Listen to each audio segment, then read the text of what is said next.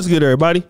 It's your boy, O'Shea Duke Jackson, back at it again with another episode of the Celebrity Junk. Clippers forward Paul George is like the male version of Sha'Carri Richardson. Now, maybe not as bad, but in the regular season, he heats up. It's just like Sha'Carri Richardson. I mean, if you think about it, for races that don't really matter, she'll show up. You know, she's like the kid that scores 40 points a game at the Salvation Army Rec League. But now, when the championship game's on the line, you can depend on Sha'Carri Richardson to lose the game. Same thing with Paul George. In the postseason, he's trash. He's nowhere near where he is in the regular season. And you would think that, with that kind of poor performance over his career, he might look to his personal life to see how he can improve that. But you know what? Paul George, like many brothers out there, have what I consider wasted potential. And so, well, how do we know this? Well, let's go back to 2014. In 2014, Paul George was dating Callie Rivers. That's the daughter of Doc Rivers. And he was on a yacht party in Miami, and he had a one-night stand with a stripper by the name of Daniela Rogic. Got her pregnant. Of course, she wanted the baby. He didn't want the baby. He took her to court, okay? She provided proof that he wanted the abortion. You know, they had this court battle. It was very public. Well, after fighting it out in court, they actually decided to be together. They now have 2 kids together.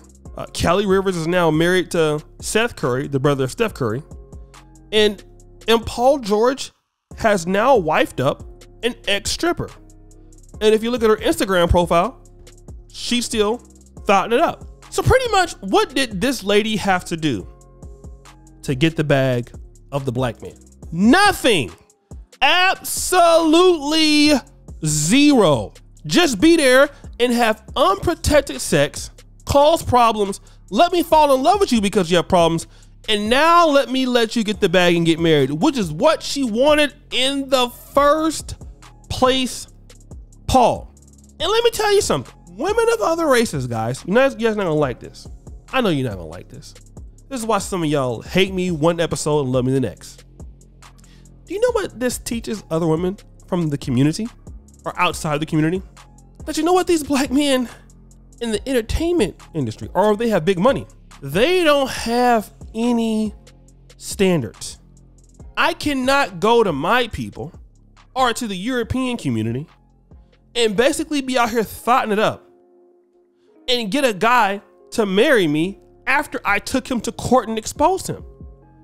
But I can do this in the black community. Then you wonder why people come over to our community and get hot. Like, let's talk about this. I got this video coming out pretty soon. J-Lo came into the black community from the Latina community. Never could have got on over there. She was dancing on Living Color. She even said that she's a black girl from Brooklyn or from the Bronx or whatever. And then, once she gets on, after dating Puffy and doing everything, then all of a sudden now, she's over there talking about she wants Latina women, this and that. She's with Ben Affleck. Kim Kardashian, the same thing. Let me use Ray J for porn tape, get more on in the black sector, marry Kanye, get all the money that I need, and then just go over here with Pete Davidson. Like, here's the plan, black men. Like, I don't have no problems with interracial dating for you guys. Personally, I will not hold you to standard of myself. I am a hardcore pro-black Pan-African guy. I am sympathetic and empathetic to the needs of others. I understand our dating issues in the community, and me and my good friends in the Pan-African community, shout out to brothers like George Macon, Afro Think Tank, we understand what's going on. We understand, we see it like you guys see it. And we can't fault you for your decisions. Because the black world got a lot to do to offer black men. I get it. But now, if you're gonna tell me that this chick is better than the ladies in our community, and she gonna get $1 million, and then you gonna wife her up when you go look at her Instagram, and that woman don't have no respect for herself, And our women are worse than that. I fail to differ. And I see that with some brother. I see brothers who, I gotta say this. They'll have commentary against black women in our community. And then you go see who they're dealing with. And what they're dealing with is even worse. But she's non-black. But if she was black, y'all would say she should stop. So I'm dealing with those things. I'm dealing with those issues today. I'm not dealing with nothing else with those concepts.